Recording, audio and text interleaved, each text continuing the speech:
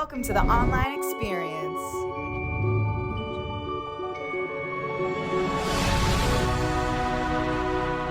What is going on, everybody? Peace, love, and light. It is your boy, Joshua October. I'm Michelle Quinones, Mikki Modified. I'm Jimmy Levar, and this is the online experience.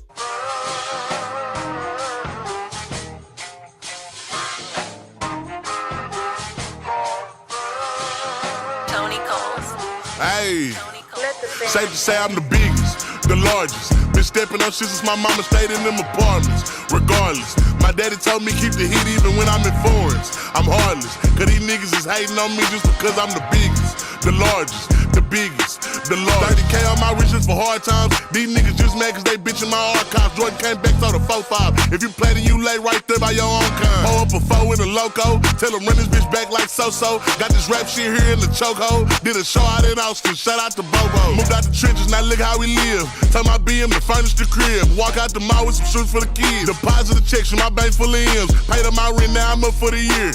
The view look crazy from here. What I paid for some dogs could've bought me veneers. Texas piece on my neck could've bought your career. Safe to say I'm the biggest, the largest. Been stepping up shit since my mama stayed in them apartments. Regardless, my daddy told me keep the heat even when I'm in foreigns. I'm heartless, cause these niggas is hating on me just because I'm the biggest, the largest, the biggest, the largest. Alrighty, well, thank you so much for joining us this morning. How's everything going on your end so far? How's it been? Oh, life's good. I'm just tired. I'm working a lot. Yeah. I was up late. Okay. I hear it. I was up late too. That makes you feeling better. I mean, like, it's not easy, working hard, it is not, it's built for the incredibly strong for sure. Yes, exactly. I didn't plan on it, Yeah, I know. We appreciate it. Right. No, and especially being an entrepreneur, a business owner, I want to take it back first, before we go in further. I kind of want to take it back from where it all began for you. I came across something where you had mentioned in the beginning of your life, you fought to be yourself when you danced to the beat of your own drum. I love that. That's very powerful. Can you dive deep and tell me a little bit more about that and how for your journey it started for you with the tattoos and kind of just for yourself where you're at today? Okay. Well, today I don't know if you're caught up, but I did leave my shop about 3 years ago. So I'm now working at a shop in the Keys and experiencing the other end of it that I never did because I kind of started out with a tattoo shop when I started tattooing. So I never really worked for anybody and I never really liked working for anybody. But I really actually am enjoying this shop and there's a lot less headaches. I did learn a lot. As I was sitting here waiting to get on here, I was thinking about my life. I didn't know what you're going to ask me, but I kind of in my mind, my life's broken down into 5 chapters. And when I was a teenager, I had a lot of troubles and I didn't graduate. I got sent to one of those they kind of discovered them now. They're cult Christian boarding schools. Gotcha. I went to one of those. They took me in the middle of the night, zip tied my hands and drove me. They kidnapped you. They kidnapped me. Yeah. And I mean, my parents were that desperate. I was messed up. And then, the second one was I met my first husband and I got married at 18, had 3 kids. I, didn't really have much of an education or anything really going for me, but there I am by 22 with 3 kids. And he was, real culty also, he was super religious. And I wound up in this kind of church every day and super religious. It was almost like I was a Mormon. And gotcha.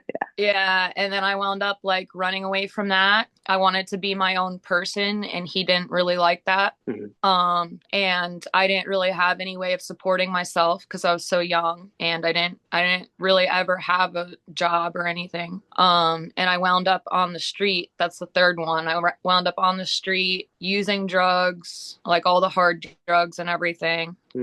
And then the fourth one is when I wound up meeting my second husband and opening the shop with him. And the shop really, like the business, is what kept me sober. I loved it so much, and I was so scared to leave it. So I stayed in that for like 8 years with my second husband, but I wasn't really happily married. We were great friends, but that was the business we had together. So in order to keep that business, I had to keep that relationship, and that's why I eventually left it. And now in this fifth chapter of my life, I kind of just took a step down from everything. I didn't really want to be as much in the spotlight. Like I just needed to figure out myself and what my issues were. And that's what I did. So last year I figured all the stuff out, and now I'm kind of just looking at rebuilding. Like I do want a business again and everything, but I needed to kind of like start and rebuild my foundation again. Wow. So I mean, everything you said honestly was so captivating, and like very like putting those different chapters into perspective, really gives, I think, the people even watching this right now the opportunity to really view themselves and view their own lives in 5 chapters or however many chapters you need, right? But with that being said, I mean, so starting from like the first chapter, which is like, that also entails like your family, where you started, because I believe, do you have 3 or 2 brothers? 3 brothers? Is that 3 brothers? I Or have 2 two? sisters. Okay, got you. All right, so I was on your Instagram account just trying to kind of see like your family. I believe there was a picture with your mother, you and your Yeah, mother, and I'm I very just close. realized. Okay, yes, exactly. Okay, perfect. And I just realized that when you put yourself side by side with some of your family, you just seem so different, but that's only the Yeah. outside perspective, right? So what role does family play in the definition of like success and happiness for you right now?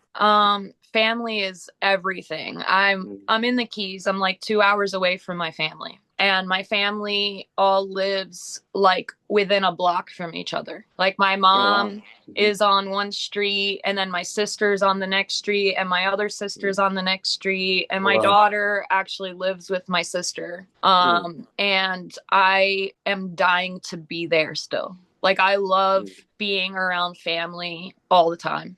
And it's been a struggle to kind of be even 2 hours away, but I'll drive up there every chance I get to be there because I am really close with them, and they provide so much support. I mean, almost too much. We're like real close with each other. And my dad, like I wouldn't be where I am without my dad. He put the money down for me to open the shop that I have. Oh wow.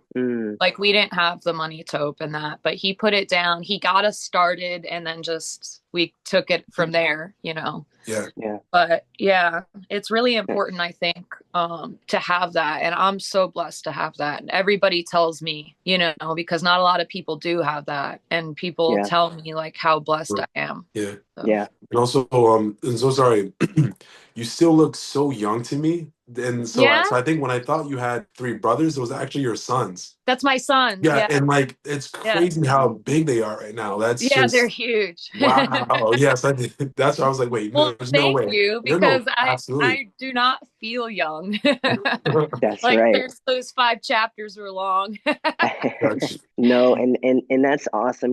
Sometimes, I feel like, that reset is always, necessary at a certain point in time of our lives, to take a step back, once we kind of either accomplish certain goals or we did a lot of things that, we wanted to do, or, check some things off the bucket list, that reset and kind of just to take a fresh start back. Sometimes we need to take a step back before we can move like 10 steps ahead. Right. And right. and sometimes that's okay. That's what we have to do until the universe then moves us into another place in life that we then need to be at the time that we need to be. So from a side of the the tattooing and the work that you've done, what are some of your side hobbies that you kind of just like to do for fun that kind of also have you escape during time, like when time just passes by? What are some things that you like to you indulge in and you enjoy doing? I figured out that hobbies are like really what keep me sane, keep me sober, keep me going in life. If I don't have anything that I'm like really excited about like that, then I'm pretty miserable. So I got into taxidermy. I got into making candles and soaps and stuff. I really just love making things. Yeah. Creating things. I honestly love it more than tattooing. Wow. Like I love tattooing's great and it's a great job, but to me it's a job. I'm really more passionate about just making things. So I'll always like be finding new things like, oh, I can make that or you know, but taxidermy, people seem to really like that. I've sold a lot of it and the candles too. People love it. Yeah. Quick question: Does your soap have like a shape? Like I'm like interested in like different soaps and stuff. So like I've seen all kind of shapes and soap, but like does yours have a certain shape? I didn't do like the molds. I did like the big bars that you cut. Okay, yeah, exactly. And then I started doing like the soap scrubs that you mix and you put in little jars and stuff. That's pretty cool. That's pretty cool. And then for your candles, do you I'm assuming you're selling those now. You know, they're out. People can, you know, order them if they want online. Where can somebody go and purchase a candle if they wanted to? I did have an Etsy shop and I have them in my shop it's South of Heaven in Key Largo. So right now they're only in the shop because I'm in the Keys, everything is tiny. I live in the smallest trailer and I struggled pretty bad with my hobbies here because there's not any room to make things. And so my Etsy shop, like people would place orders and I stressed about making stuff more than enjoyed it. And I didn't want to do something unless I was enjoying it. It was just stressing me out. So I put a little hold on it. But I've been so bored here that I just started making room again to do it. Because I'm like, I have to figure this out, you know? It like was like a roadblock for a while. And now I'm like, I have to just bust through the roadblock because like I said, I'll go crazy without it. And you're creative in that sense, you know, you're an artist, you're creative. So putting like your love into it, you know, and making it what you want it to be is also powerful too. And then, you know, you send it out and, you know, you can make somebody's day, whether that now, does the candles have a scented smell to it? Is there something different and unique about those candles? They do. I love like putting a scent with the name and then the colors and you know, so the one that's done really good is the Fruit Loop one that I have and it's called Serial Killer and it smells just like Fruit Loops. That's good. Like that's identical good. Fruit Loops. Sounds dangerous. Also so I mean we've hitting a lot right now. We're going through a lot of different feels and vibes right now, and honestly really appreciate you doing this by the way. So my second question is like with all the relationships you've dealt with in life, like, you know, maybe more on the romantic side relationships, right? What lessons have you learned from those past relationships, even like maybe dealing with your current relationship? Like, is there any particular lessons you want to, you know? Yeah, because I am on my third marriage and I'm 37. So I've definitely been in, I don't think there's really been a time that I haven't really been married. Like it's been very, you know, like, and it's been a journey. Like, I guess this chapter in my life that I'm in now was figuring out like what that missing piece was for me. Like from childhood to like, you know, I've struggled with relationships and owning a shop. I realized that was a big part of it, is being able to hire people and keep people happy and working. And I struggled with that so much. I just clashed with people all the time. And I don't know how I came about it. I started to really go through it mentally. And I was suffering from anxiety, depression, and I was having these episodes that I didn't understand, like these meltdowns where I would cry, I'd run away from whatever situation I'm having, and I didn't understand why I did that. And my husband now, he said to me, like, this isn't normal. like people don't do this. And I didn't really know that. Like, I guess I had found relationships before where they were like me.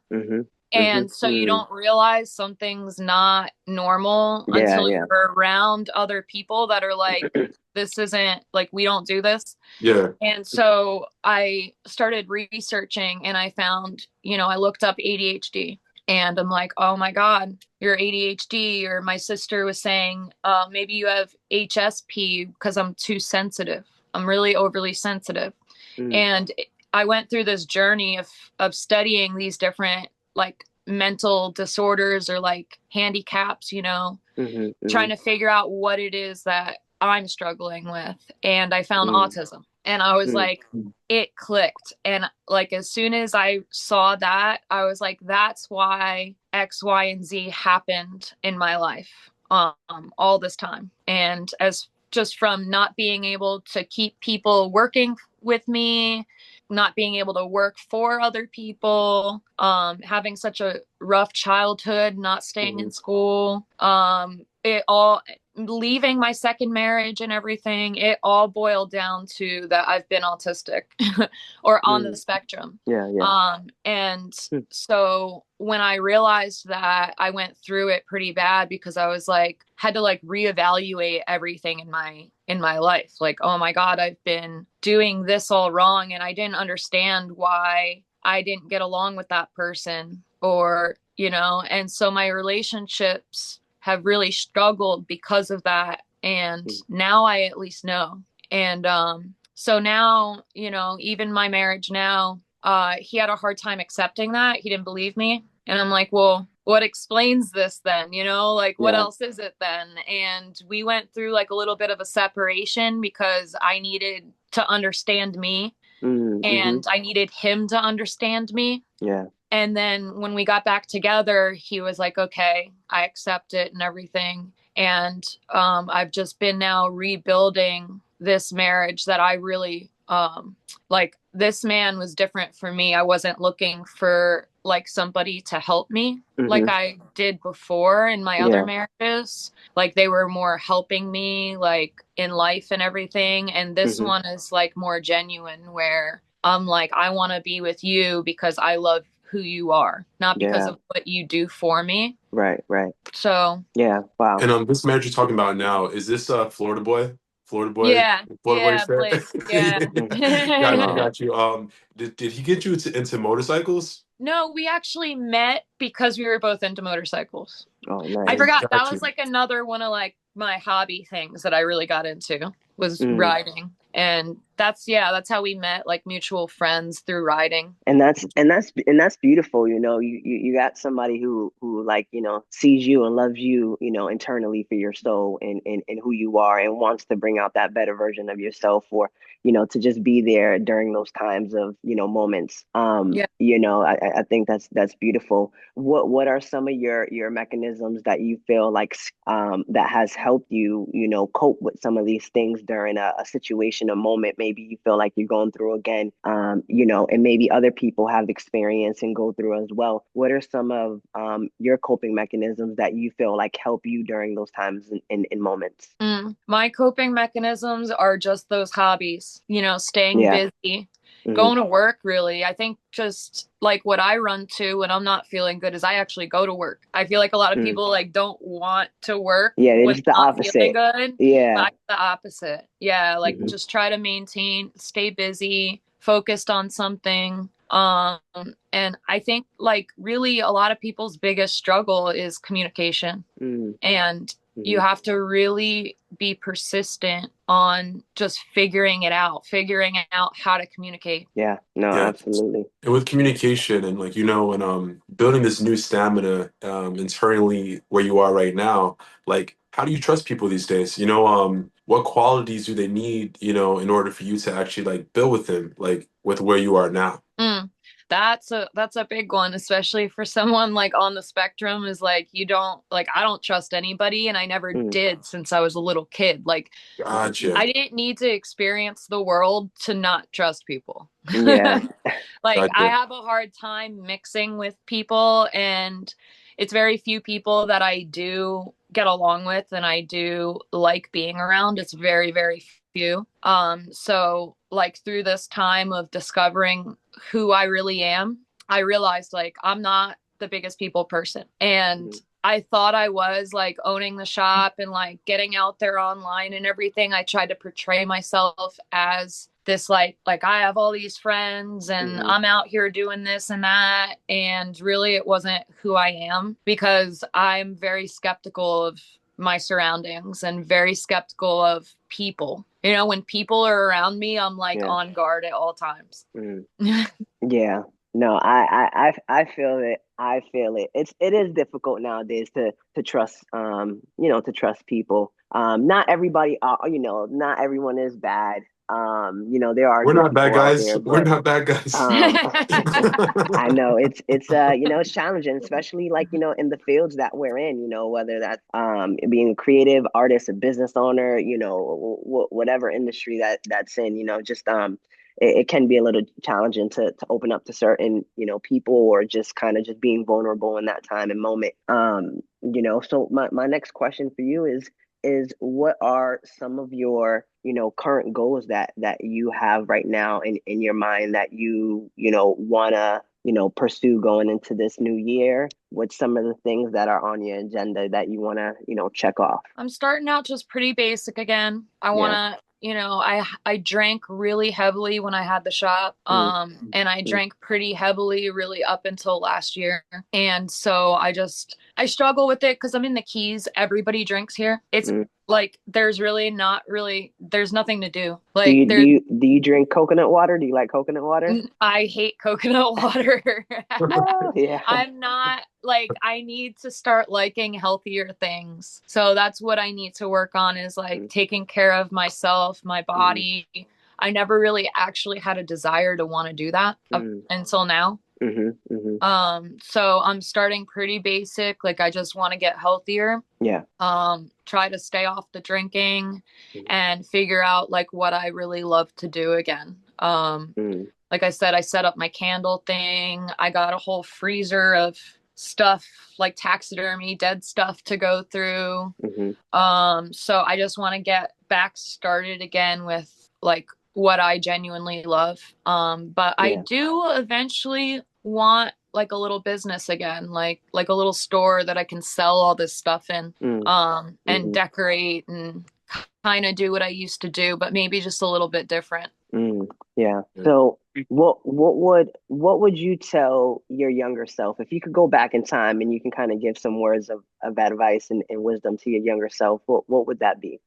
I just wish I had known that I was on the spectrum. Like, I wish I knew, because like when I realized this, I went through a whole, like I mourned my life because I went through my life not knowing why I felt these ways. Not being able to read people is a big thing. Like, you don't realize how much that affects you when you can't pick up on social cues, and it takes you like way longer than other people to understand a conversation. So if I had known this, I feel like I would have been doing something a lot different with my life. I would have been like a scientist or something. Like I would have, I'm like real mathematical, and I would have been probably not around so many people, like doing like forensics or something. Interesting. Yeah. Okay. Yeah. And before I start off, I just want to say I love coconut water. Especially the ones that Coconut come water out is of good. It's good. out of a real coconut. Oh, It's like got a weird texture. It's like too thick or something. I don't know. All right, but I do want to because I realized that you mentioned that learning more about the idea, like maybe I was on the spectrum growing up and never knew it, and coming to that term now, it has to be so beneficial with every single move that you make every single day, and that's a lot in itself, right?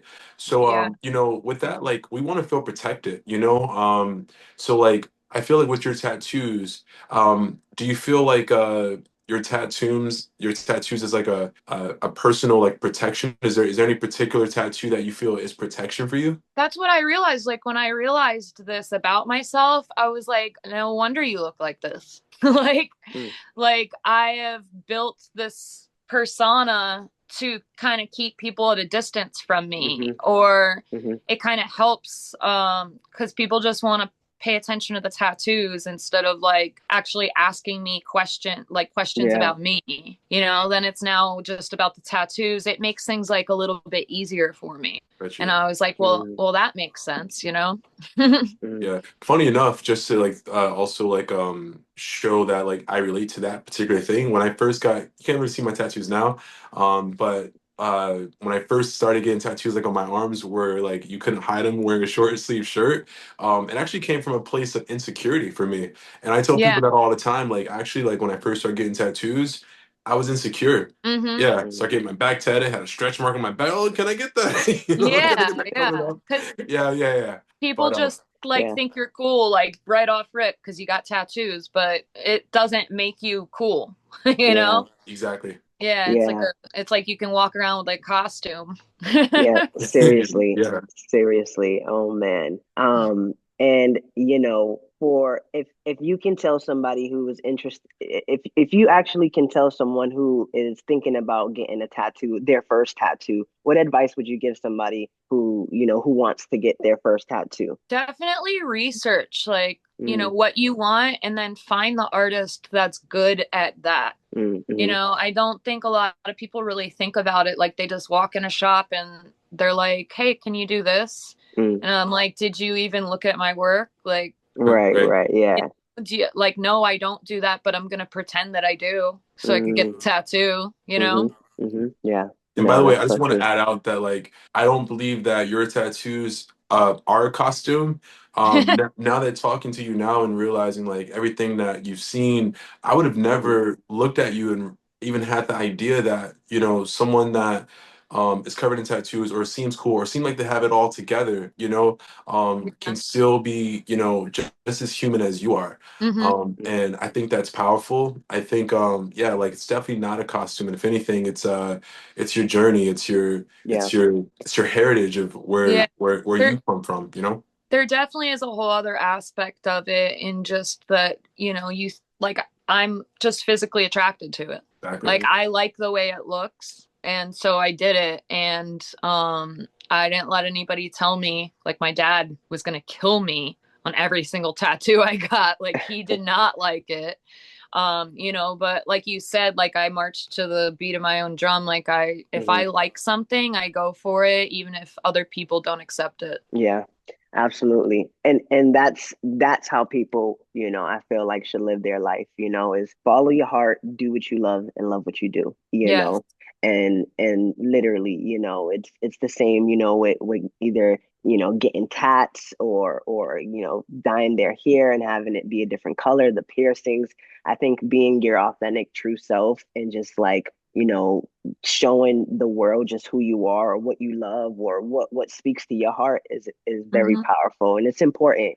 And it's important that most people do that and continue to do that and be that light to others, who may be lost and not sure on, their way on trying to navigate through life, and, they're going through their own darkness of times. But, just being in that authentic self and body form is so important. You'll never please everybody, not everybody is going to like you. Exactly. And so why spend all that energy, doing something just because somebody else liked it, or not doing something because they didn't like it? I just don't have even like the mental energy to even do that. Like all I could focus on is just what I like. And, if you don't like it, then you don't have to be around it or look at it, or, it doesn't matter. Yep. Absolutely. Yeah. So like, these days, what values do you have when it comes to making decisions? Everything for me is, ran through the Bible. That, and I guess I'm spiritual, but I really love facts. And I think the Bible is historically like it is facts. And to me, it's true. And so anything that people, bring up to me and whatever I wind up trying to figure out, like what I think about something, it's what does the Bible say about it or God say about it? Every morning I try to realign with that. I do my best to get up and I read and I pray and I write. I do a lot of writing. And I've really done that since I was a teenager. Interesting. And it's funny oh, sorry, you go ahead, Chris. What has been your journey in that spiritual part for you, where where you've been connected to that higher source? What's that journey looked like for you, and what brings you closer to that God? What kind of gives you that energy, love, and gives you that that reassurance that you need for that spiritual aspect of things? I've been through a whole, with God, it's a relationship, in any relationship you have ups and downs. And, I've gone through times where I've been mad at God, where I've been on the other side. Like I've gone straight to trying to be satanic. A lot of like when I was using and on the street and everything. And he has just always pursued me. You can't get away from him. Once you're in that relationship with him, he doesn't let you go. It's for life. You're locked in. Yeah, I'm locked in. It's like marriage. Even if it's a marriage. If you try to leave, he's like, no, I got you. And he does it in like a very loving way. And he knows how to touch your heart, so just throughout my whole day, God will put little things in front of me that I'm like, oh, and like it is a very like active, real relationship where I talk to him throughout my day. Or if I forget for weeks, I'm like, oh man, like I'm sorry, what have I been doing? It's just a real relationship. It's just like anybody else. And it's funny because we get to a segment on this podcast when we approach to end, and we ask the same question to all of our guests. And it's so funny because we naturally been gravitating towards the essence of that question. Yeah. And the question is, what exactly does spirituality mean to you? Because it can mean so many things. Everybody has their own definition because it is a personal relationship and it is based off of perspective. So what does spirituality mean to you? Spirituality is, that is like the foundation of everything, our life, why we're here, what really matters most in this life. We're all gonna die, and it's like I was just saying this the other night, like nobody has died and come back and told us what it's like. It's like the one thing in life that nobody could tell us what it's like. They've not gone through it. They've not died and come back and told us. So it's really crazy to think about, like, what's going to happen. And you just have to have faith in what you believe. And because there's really no concrete evidence. And like, I believe Jesus was real. He died for us. And if you don't have to do anything, you don't have to be religious. And, he doesn't look at you like any different because you did this or that. You just have to accept it. And then after that, spirituality just happens. You have that spirit with you. You feel it. I love that. I love that. It's powerful. All right. Well, thank you so much for joining us. That is all the time. I got one more thing to say. Oh, go for it. Go for it.